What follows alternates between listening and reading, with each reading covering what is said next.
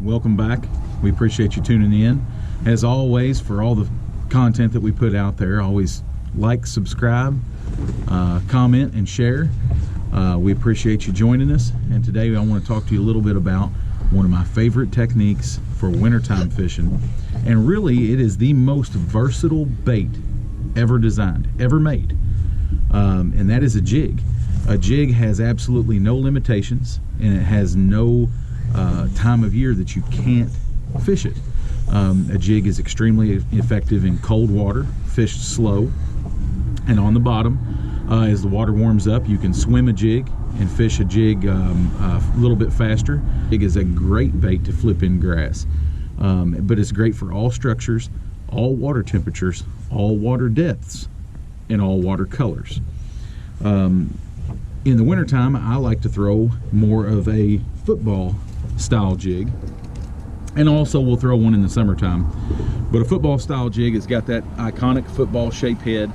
This here happens to be a Lost River Lures football jig in kind of a PB&J type color.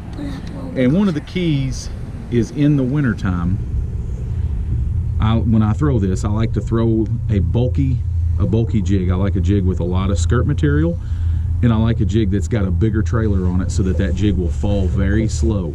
In the summertime, I will throw a smaller trailer, smaller pinchers, or a baby brush hog cut down and put on the back of a jig, something that falls a little quicker. In the wintertime, bass are lethargic and they want a big meal. So a big bulky bait typically gets you that better quality bite. So they will come in and pick this up off the bottom. These pinchers will kind of float up off the bottom, and this just creates a bigger, bulkier profile. As the water warms up, then we'll start to fish a little quicker. And we've got a swim jig. This is Lost River Lures swim jig in kind of a bluegill pattern. And we typically put just like a little swim bait trailer on the back of this, but this is just a very effective jig to structure with when you're up shallow, just targeting those shallow fish before they spawn or after they spawn. This is just a great technique. You can put one on that mimics more shad, more of a shad pattern. Hold that up, Hunter. This one here, right here.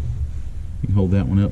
That's more of a shad pattern. There again, another swim jig, and that's just going to imitate your gizzard shad, whereas this imitates more your bluegill. And then we have one of our all-time favorites. Yeah, hold that up like that. And that's just a Lost River Lures Rascal jig. This is just my favorite jig to flip with. My favorite thing about this jig is it has a light wire hook. And this light wire hook gets such great penetration when you're flipping. I don't have to really, or set the hook on those fish really hard to get that hook to penetrate. So this is my favorite jig to flip with. Another key thing about jigs, and like I said, you can fish them in all water clarity, all water color, all water depth. There's not a bad time really to throw a jig. There are times that are better than others, but there's really never a bad time. Most versatile lure really ever made. But what I look for in a football jig is a much heavier hook. This is a bigger profile jig, and you're really going to need a big, heavy, stout hook because you're typically fishing this jig in very heavy cover. This flipping jig, you might pitch it around in heavy cover, but I especially love this one for grass. It just comes through grass very good. One of the main things that you want to pay attention to in a jig is the weed guard. I like a lighter weed guard. In fact, I'll kind of trim mine down a little bit. This is a new one I just put on, so I haven't really trimmed it down yet. But to get a little bit better hook penetration, if the cover I'm fishing is not as heavy, I'll actually kind of spread that weed guard out a little bit. One of the main things, if you got a weed guard on a jig where the weed guard's way up here, you got problems. you're going to drag this jig through brush and it's going to hook around a limb and you'll be shaking it, trying to get it loose. But with this weed guard, it comes down very close to the hook point. That is a very, very important thing when picking out a jig to fish. You want a weed guard that comes very close to that hook point. That's what's going to keep this jig weedless in all cover. Brush, laydowns, grass, rock. You need a weed guard that comes down close to the tip, the tip of the hook. Now, I'll show you real quick of what we like. You know, one of the things we do in the wintertime, or what we like to try to fish, or ways we like to fish this this football jig. I like to try to find isolated brush piles that are near the main river channel, and I'll show you here on the 360 one that we found here.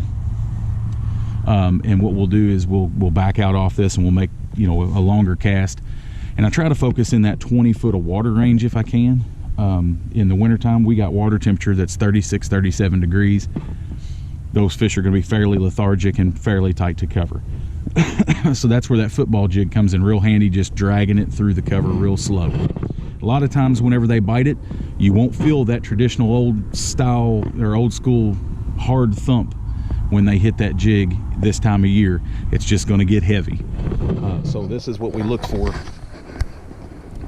on our 360 here, and as you can see, we've got a big brush pile kind of off to our right hand side, and we're in about almost 20 foot of water, 37 degree water temperature, and we'll just fan cast in this brush and make as many casts to it as we can and cover as much of it as we can, and just kind of drag that jig through nice and slow. That's another key to that jig in the wintertime, is you almost can't fish it slow enough when the water's this cold. In the summertime or spring, sometimes you almost can't fish it fast enough. So take these tips, guys, pick up a jig, most versatile lure ever made, and go catch you some bass. We'll catch you on the next one. Hunter, send us out.